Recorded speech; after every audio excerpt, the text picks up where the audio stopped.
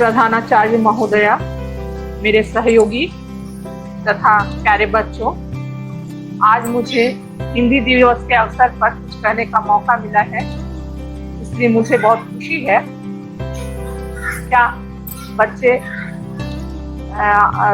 आप जानते हो कि ये हिंदी दिवस क्यों मनाया जाता है और कब मनाया जाता है?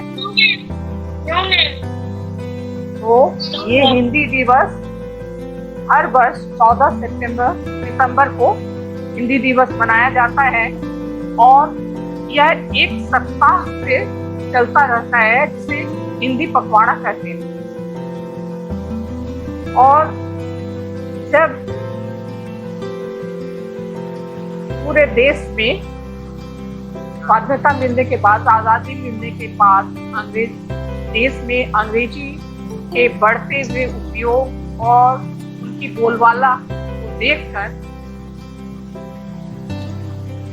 हिंदी और साथ ही साथ हिंदी के बहिष्कार को देखते हुए हिंदी दिवस मनाने का निर्णय लिया गया।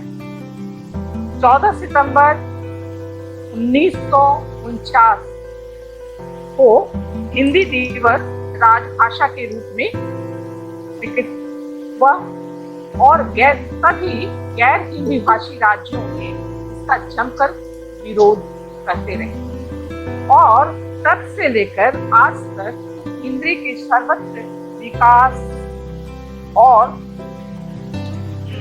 विकास के लिए ये हिंदी दिवस मनाया जाता है, ताकि इस हिंदी को हम जन जन तक पहुंचा सके, देश के कोने कोने तक ये हिंदी पहुंचे और ये इसे राष्ट्रभाषा के रूप में बनी रहे। क्या आप जानते हैं ये हिंदी जो है ये विश्व में चौथी सबसे अधिक बोले जाने वाली भाषा है।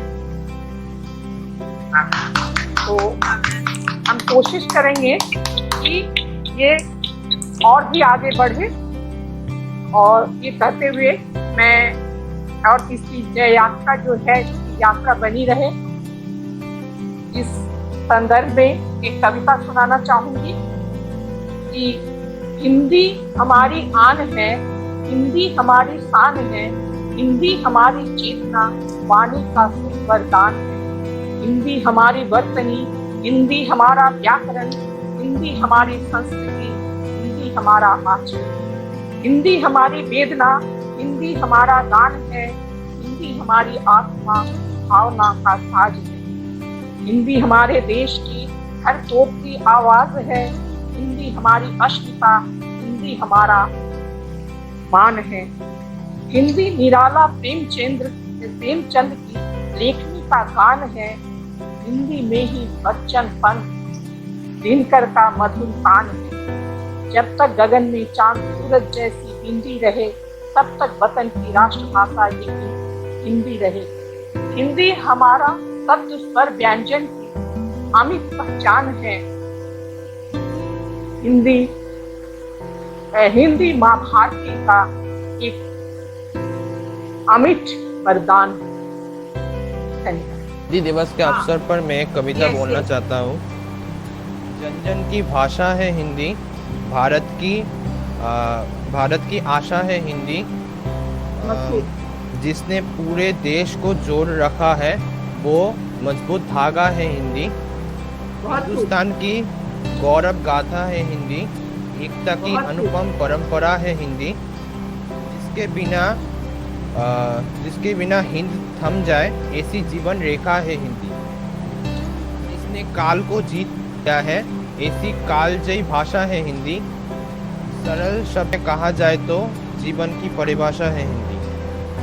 प्रश्न मेरे, जवाब आपके, तो आप लोग जवाब लेके तैयार रहिए।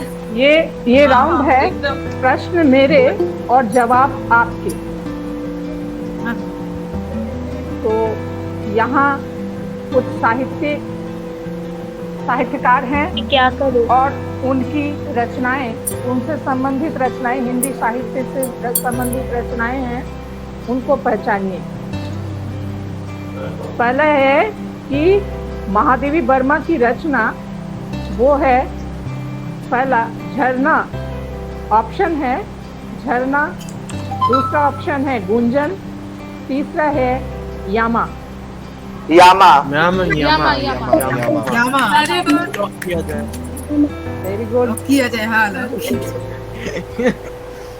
मैम मेरी मोबाइल की महाकवि जंग बहुत कालिदास। लो है, क्या मैं लीव करूं?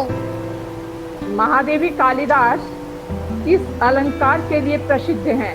उपमा, रूपक, क्लेश या उत्प्रेक्षा? उपमा। वेरी गुड, वेरी गुड, उपमा को वेरी गुड।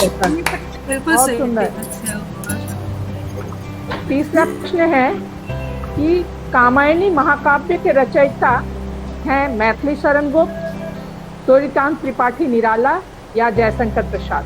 जयशंकर प्रसाद। वाह, वेरी नाइस। और ये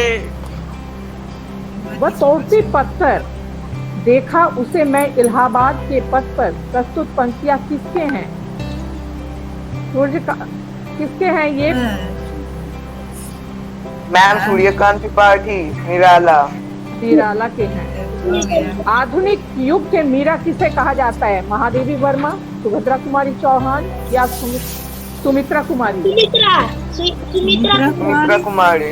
कुमारी चौहान। महादेवी वर्मा। देवी वर्मा। हामिद मोहसिन, शांत हो जाओ, सुनो। हामिद आमिना मोहसिन किस कहानी के पात्र हैं? ईदगाह, या पुष्टि रात? ईदगाह। बिल्कुल सही। श्रृंगार लहरी रचना किसकी है? सूरदास की, मतीराम की या जगन्नाथ दास रत्नालंकार की? सूरदास। मटीराम। सूरदास, मतीराम।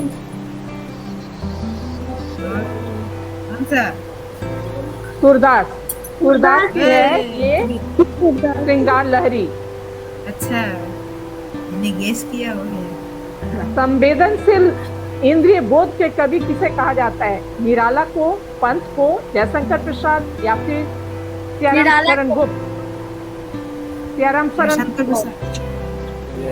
किसको? जयशंकर प्रसाद। निराला। सुमित्रा नंदन पंत। सुमित्रा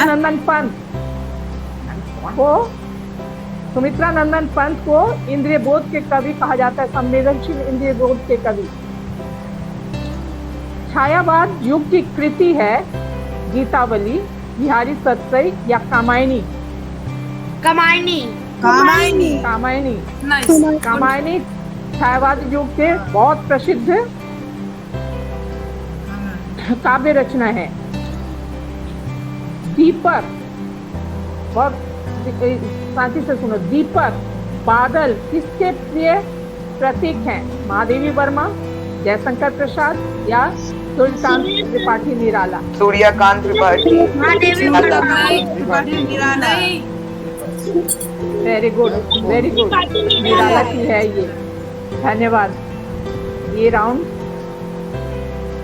समाप्त हुआ। आप लोग कुछ लिखिए। राइटिंग स्किल आस्ते आस्ते क्या हो रहा है? It is getting diminished. ये आस्ते आस्ते विलुप्त हो जा रहा है कि नहीं? तो जब भी हम लोग ऐसा प्रोग्राम करेंगे, मैं चाहूंगी, आज जैसे हम लोग हार्डली कितने बच्चे यहाँ पे दिखाई दे रहे हैं, मेरे को 30 बच्चे शायद ज्वाइन किए हैं फ्रॉम क्लास 5 टू क्लास 9। तो मैं चाहूंगी और भी बच्चे आए और भी अपने भाषा को जो सम्मान है वो जाहिर करते हुए कुछ ना कुछ पेश करें। ठीक है, चलो। शुभ दोपहर मेरे प्यारे शिक्षकों। आज मैं आप सभी के साथ एक छोटी सी कविता और कुछ शायरी पेश करना चाहती हूँ। ये कविता लिखी गई है संजय जोगी की। हम सबकी प्यारी, सबकी सबसे न्यारी, कश्मीर से कन्याकुमारी, राष्ट्रभाषा हमारी। सरल सुबोध साहित्य की फुलवारी, सरल सुबोध पर है भारी। अंग्रेजी से जंग जारी, सम्मान की है अधिकारी। जन जन की हो दुलारी, हिंदी की पहचान हमारी। शुक्रिया।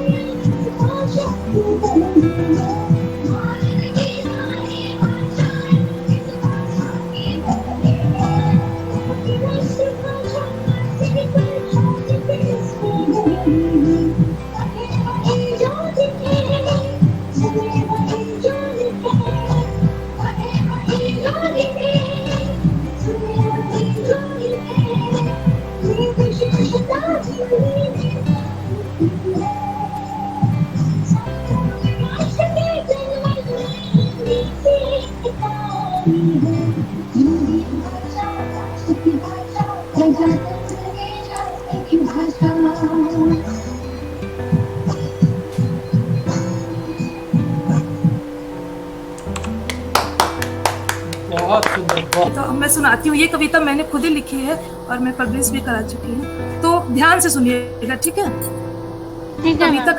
कविता का शीर्षक है मझधार। मझधार समझते हैं आप लोग? मझधार, दो धार के बीच में, मतलब समझ रहे हैं? तो मैं सुनाती हूँ।